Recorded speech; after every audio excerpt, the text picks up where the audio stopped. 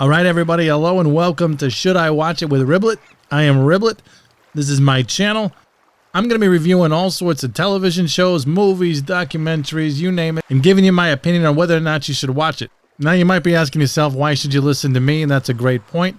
So if you check out the description below, I put a list there of some of my favorite stuff I've been watching in the past. I'm pretty sure if you're watching what I got down there, you're going to like what I have to say, all right? Great, so let's get this going. First thing we're going to talk about is the Umbrella Academy. This thing is dark, twisted, and weird, just like I like it. Apparently back in '89, all these kids were born at the same time, like 40 of them, right? And this eccentric billionaire, he goes around and he buys them up. Apparently it's easy to go pick up a kid for a few bucks back in the day. I don't know. So he buys these kids, he brings them home, he starts training them. Now, I guess they got all these different kind of powers. He takes these kids home, and we find out about him. He's a bit of a jerk, all right? He doesn't care about the kids. He doesn't even give them names. He's got a robot wife, and she gives him the name. So he says all of his kids are going to save the world, yada, yada, yada. Well, fast forward 20 years later, they're all off doing their own things. One of them disappeared. One of them's been killed. One of them's on the moon because the dad can't stand them, so he throws them on the moon. How's that for good parenting, right? So they all doing their own things. They get messages that the dad died. So they all come back, and we find out that one of them, number 7, her name is Vanya. She ain't got no skills at all. None of the special little power things. So she writes a book about her entire family. All the brothers and sisters are ticked off at her because she did it.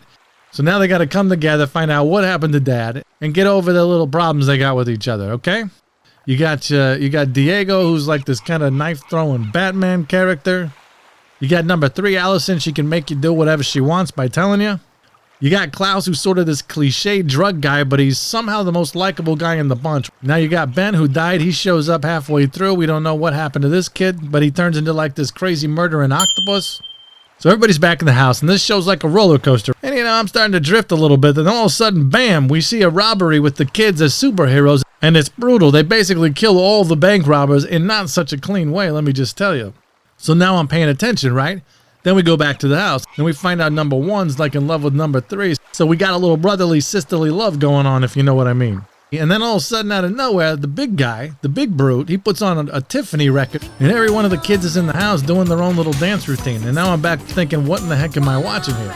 So then we get to Father's funeral. Everybody finds out why he's such a jerk.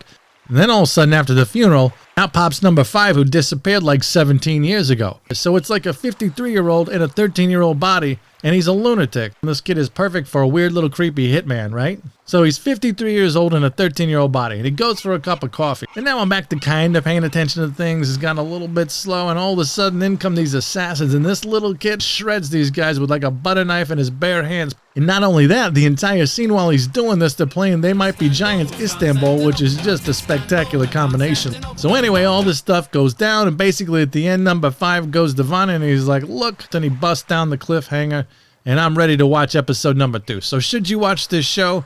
Absolutely check this show out if you like what I like. And I think that's going to do it for us today. So thanks again for checking us out. Stop back next week. We're going to be talking about Brockmire, all right? We'll check you next time.